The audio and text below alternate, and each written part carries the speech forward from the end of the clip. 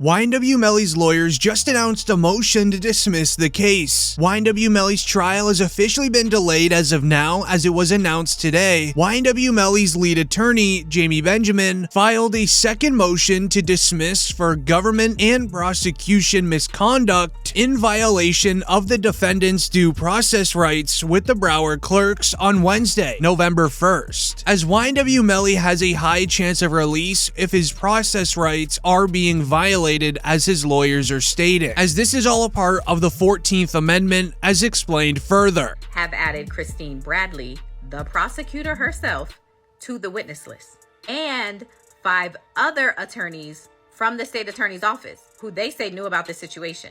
That's 7 attorneys from the state attorney's office.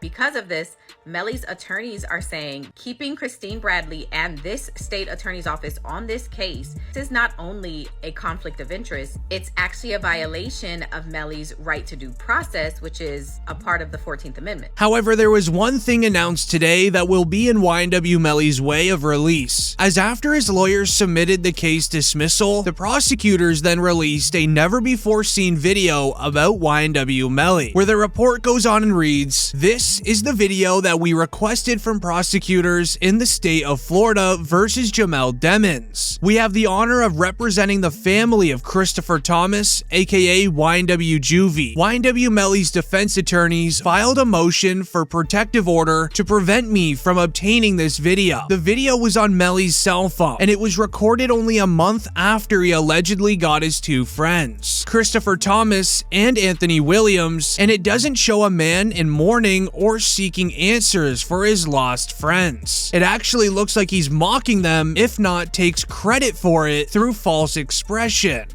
No regrets for the shit I did, that also mean for the nigga. Yeah, 4:30 a.m. Never say when. With the video now going around online and now being used in the upcoming retrial against YNW Melly, Melly's only chance of being ever released is having this case dismissed. To understand this further, we need to dive deep into YNW Melly's new charges, as due to YNW Bortland's recent actions, Melly is now facing new charges. The state filing 6 new charges against Demons and 2 others who were allegedly involved. The charges include tampering with a witness, directing the activities of a criminal, solicitation or conspiracy to commit tampering, and unlawful use of a 2-way communication device. Now, a couple of those charges actually carry a life in prison sentence if there's a conviction. As it all began when suddenly YNW Borland was arrested while driving to the grocery store. He was arrested for witness tampering charges, as while he was outside, the feds wound up raiding his household and found some insane paperwork against Bortland and Melly. Melly's co-defendant YNW Bortland was booked into a Miami jail Monday night and is being held behind bars on an out-of-county warrant. We just confirmed the warrant is out of Broward County for witness tampering. The warrant obtained by Law&Crime Network states as follows. On or about April 10, 2023, continuing through and including July 22, 2023, Cortland Henry, aka Bortland, along with others, did unlawfully and knowingly engage in misleading conduct toward another person with the intent to cause or induce them to withhold testimony. The warrant continues the alleged witness had been summoned by the legal process to the jury trial of Jamel Demons, aka YNW Melly. The dates in the warrant are important. Jury selection for Melly started in mid-April, and a judge declared a mistrial on July 22nd, the same day the warrant claims Bortland allegedly tampered with a witness. As it would be officially announced by Bryson Paul, here are the images of alleged notes discovered during the home raid of YNW Borland's home last week, filed into Broward clerks by the state, alongside these photos of YNW Borland detailing where certain jurors were sitting with a description of what they looked like, as YNW Bortland did show up to YNW Melly's trial just for 1 day, and that was to speak with the judge about his upcoming trial, as YNW Bortland, once he left the courtroom, allegedly just grabbed a piece of paper and drew out what everybody looked like. To understand how serious this is, here is DJ Akademiks' reaction. To keep it real, this is sloppy. Bortland, how the f you gonna have the notebook of the jurors in your house? Like, god damn. Holy shit. You know what I mean? Like, brother, like, come the fuck on. It's like doing a and having the surveillance tape in your DVD player or something like that. You know what I mean? Like, come on, bro. Like they raid your crib and the surveillance footage of the is in your DVD player. They be like, oh, okay, thank you, brother. This can't be at your crib. As immediately after YNW Bortlen was arrested, Melly was hit with new charges by the new lead prosecutor in his case named Stephen Klinger. With the new lead prosecutor now in Melly's trial, YNW Juvie's father would go on to do an emergency interview with Law&Crime, giving new evidence that the new prosecutor can use against YNW Melly, as Juvie's father would expose how YNW Melly and Bortlen were witness tampering, and even what code words they were using to make Melly's ex-girlfriend not testify against him. Both Melly, Jamel Demons, YNW Melly, and Cortland Henry, who is known as YNW Bortlen, are now charged with witness tampering. It sounds like the prosecutors are saying there was this kind of crazy way that Melly was communicating. He wasn't allowed to use the phone, but he was passing notes to people, and then this person's calling this person, and then that person. Saying like to me, they're going through extreme measures to try to cover up or convince people not to testify, like Mariah mom. They was using code words like Rihanna and A$AP Rocky's baby mom. However, it's when YNW Juvie's father would then go on to share what happened on the morning of the crime, the moment that he woke up and saw all the notifications on his cell phone, as well as the moment that he drove over to law enforcement to clarify that YNW Juvie was the one that passed. As YNW Melly's mother, Jamie King, would go on and tell the father something extremely weird. He wasn't, he had switched vehicles. At least that's what they said in the first trial, that he had gotten into, it was suggested through a defense witness, the one and only defense witness, that he had gotten into that other vehicle. Yeah, they were telling me that I drove down there that morning to go identify Chris. I met Moretti down there that morning, another 26. And on the way down there, when I talked to Jamie, she told me the same thing. Like, don't talk to the media and tell them Melly wasn't there. Instantly, my antennas went up because I didn't understand. Like, I knew from that day, I knew something was up. YNW Juvie's father is dropping insane evidence that we have never heard before. He would then go on to share the last moment that he saw Christopher, including on how the trial is really affecting him and his family. Last time I spoke to Chris, it was like 2 days before the incident. Him and Melly FaceTimed me, and that's the last time I saw him. Last time I spoke to him was like that same week, man. It just hurt me to see that the love that he had for Melly to do that to him. I see if it was one of his enemies or somebody, he did something wrong or something, but the way it happened, how it happened, who did it, it just all heartbreaking on both sides. All of this legal wrangling that's leading to a delay in the second trial, how are you? I'm taking it one day at a time. You know, you got to go through this process once again. I'll relive it once again. As sources would label this a very important interview, Stephen Klinger now has a lot of new evidence to use against YNW Melly. This is without even mentioning a friend of late rapper King Von, who is an O-Block resident named Jay Hood, who would do a recent interview revealing something we never knew about YNW Juvie and YNW Sack Chaser, as it seems as if King Von may have mentioned a little too much to a group of people at O-Block, as Jay Hood would reveal this. Did Vaughn really tell you that Melly told him that he was two friends? He ain't come out and say, like, we got into an argument.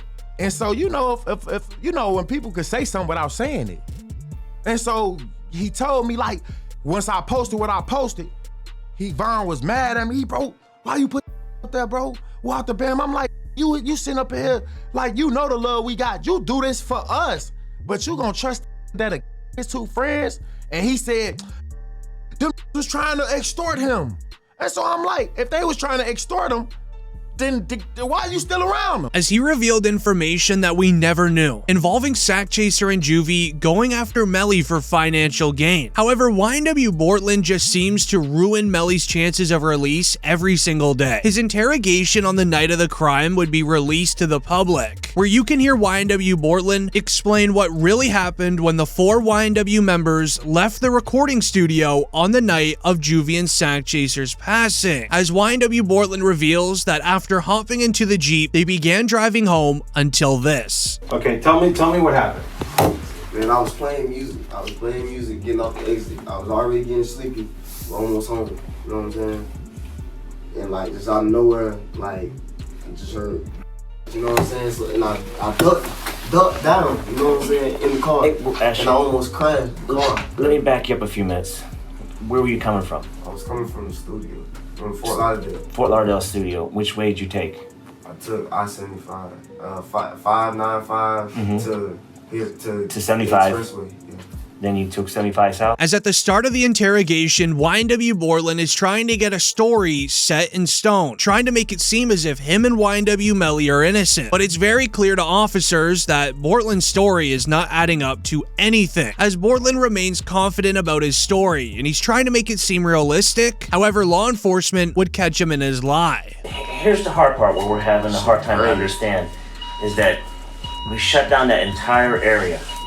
And we had officers shoulder to shoulder walk it out. They didn't find as much as one shell casing. They didn't find one piece of glass. Nothing. Nothing to what you said adds up. And it's hard.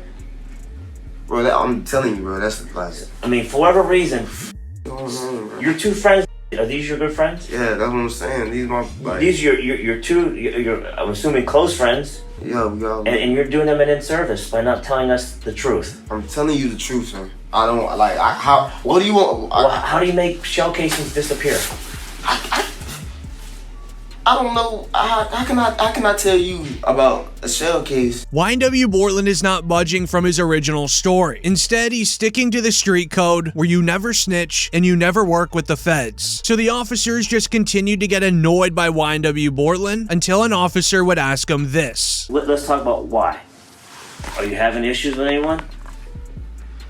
I mean, we are upcoming artists and stuff, so people like, you know, when you like start doing better than people, they start hating and stuff. You know what I'm saying? So you had some jealousy issues. Yeah, it's like jealousy issues. But goddamn, I haven't really been on there. But like he like my friend that's way now, God bless.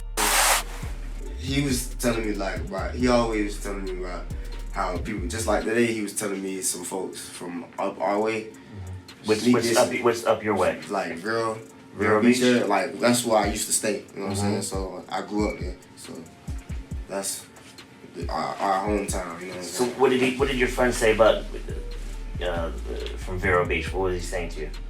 He was saying basically just like they were on like Instagram, Facebook, like. As YNW Bortland is now trying to explain to the officers that he is a part of a group named YNW, who is a music label with artists in the area, trying to make it seem like his story is true and that people would want to go after them for either financial gain or jewelry. However, the interrogation would just go south. YNW Bortland began getting angry at these officers and they're not fully believing his story about the crime. I told y'all the story and that's it, bro. I don't even want to talk about it anymore, like, cause I told y'all like,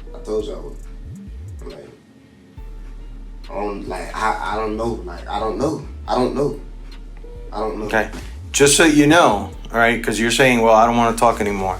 There's going to be a lot more questions. There's, and we're not trying to piss you off. The thing is, we don't know your friends. Yeah. So the reason we have to ask all these questions, because the more we know about your friends, your lifestyle, your friend's lifestyle, your friends, his friends, and the circumstances surrounding today, the more, the easier it's going to be for us to try and solve this. With Bortland no longer wanting to talk anymore, the police officers would just want small details of the in-the-moment actions made by Bortland as he was the one driving the car. And I'm driving, ducking for my life, trying to make sure I don't get hit. And you telling me, you telling me about shit. I don't know. You know what I'm saying? I'm trying to make sure I don't get hit. I'm driving. I'm trying to make sure I don't get hit. You know what I'm saying? What I'm gonna be worried about? You know what I'm saying? I know it's not for you to worry about. Shit crazy, bro. But if you tell me it happened there's got to be some evidence there. There's going to be broken glass, just like there's broken glass over here from when you guys open the doors and stuff like that. Okay, there's going to be broken glass over there when the windows got out. There's going to be casings from the people at your car. Okay, there's going to be evidence over there. Okay, right now there's nothing. I kind of think I know what happened because I got information. With time running out in their allowed interrogation time, the officer would then just flat out ask Bortlen, if you know who did this, would you tell me? By just telling me the truth, even if it's something that I don't want to hear, but I respect the truth rather than BS, okay? And it's a simple question. If you knew who did this, okay? You may or may not know. If you knew who did this, would you tell me? It's either a yes or no question. Answer. Honestly. Yeah, honestly. The truth. You wouldn't? Because I wouldn't want to be a part of that. I wouldn't want to be. As this is where the interrogation gets very weird. If it was YNW Melly who did this crime, then YNW Bortlen would obviously know that, which is why Bortlen did not give a firm yes or no answer using his voice. This is because if he used his voice and said no, it could have caused his voice to come out at a different volume than what he's been using throughout the interrogation, which would be due to him lying. That would be an obvious indicator to police that Bortlen knows a lot more than what he's sharing. However, law enforcement already had a hunch that everything Bortlen said was a lie. As indicated earlier in the interrogation, there was no signs of broken glass, casings, or even anything in the area Bortlen claimed it happened at. This would even later be proven as fact, as during the YNW Melly trial, it was shared the Jeep they were driving in did not look like a regular vehicle that has gone through a drive-by. As Sergeant Williams would reveal after investigating, there's no way this could have been a regular drive-by. Assignment, which is to determine if this is a drive. And my determination was that this is not a drive-by, and it's based upon this picture here, which is a very good picture to describe it. All of these rounds are done. One is done at a stationary position. It's at a stationary position when all but one of these rounds are going in. The one round that has some movement in it, which is round site L here, the actually moving in that to create the little bit of a that you see there. Okay, a lot of information in that answer, so let's break it down a little bit. You mentioned so I'm gonna zoom in on site F. Number, you said 17 outside the car. How many rounds were inside the car? 3. And can you exclude the for Mr. Williams and Mr. Thomas as coming from outside of the car? Yes. From the driver's side back seat. As to the shot that was Christopher Thomas, where did that come from? Driver's side back seat. No. Is it possible for there to have been 2 inside that car? No. Why not? There is no time.